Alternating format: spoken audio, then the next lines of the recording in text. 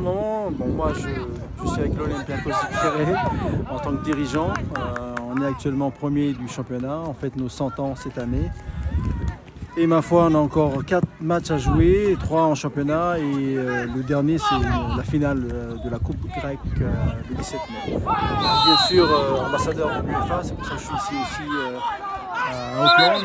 Je suis là aussi pour promouvoir et surtout vanter les mérites du tournoi U15, à savoir que c'est un partenariat entre l'UEFA et la Confédération océanienne de football pour justement donner des opportunités à nos gamins de jouer ce genre de tournoi, d'avoir une expérience, d'acquérir des connaissances d'un match, d'un tournoi international.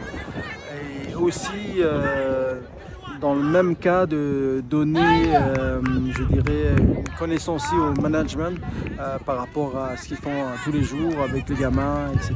Donc il y a des workshops qui sont aussi, des ateliers pardon, qui sont donnés dans ce programme pour que justement les coachs, les staffs techniques puissent aussi s'instruire et avoir justement ce genre de je dirais d'événements, parce que déjà pour moi c'est un succès parce que je suis déjà venu plusieurs années déjà avec UEFA Assist. Aujourd'hui c'est la continuité avec UEFA Together, c'est le programme qu'a lancé aujourd'hui l'UEFA.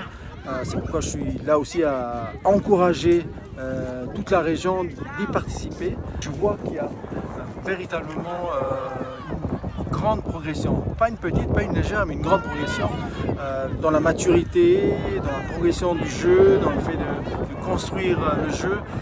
Donc on voit que pas seulement les joueurs, mais les techniciens aussi ont beaucoup évolué dans la maîtrise du jeu. Donc ça c'est très bien.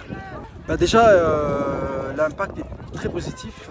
Moi qui est en Europe, je suis très près évidemment les Cagoux, mais le fait d'avoir joué la Nouvelle-Zélande et de les avoir bousculés, on va dire ainsi, jusqu'à la 60e minute, oui, ils ont été présents, omniprésents même, tout le long du parcours, tout le long du tournoi. Voilà, il n'y a pas eu de...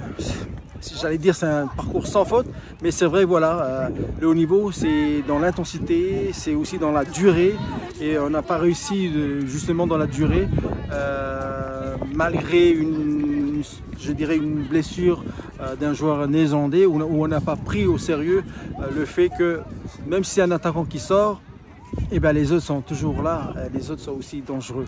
Donc, mais voilà, je crois que ça fait partie aussi de notre carrière d'apprendre. Et je crois que de ce tournoi, je crois que la A a bien appris ce qui a manqué. Mais ce qui m'impressionne, c'est justement cette, je dirais, cette régularité où ils ont réussi à faire dans leur parcours jusqu'à la finale contre la Nouvelle-Zélande. Aujourd'hui, les portes sont grandes ouvertes. Il ne faut pas regarder les playoffs comme comme une difficulté. Au contraire, il faut le voir comme une opportunité.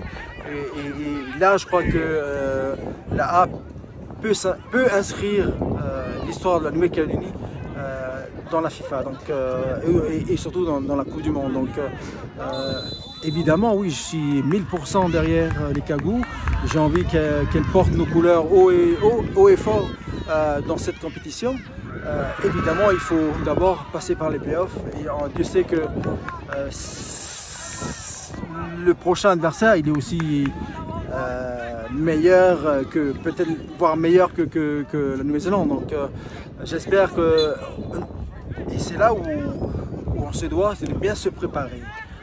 J'espère que la fédération va pouvoir les aider à jouer des matchs amicaux, parce que c'est important de trouver justement des partenaires pour jouer cette compétition. Enfin, partenaires, des opposants. Donc c'est vrai que ça n'a pas été facile vu la situation du pays.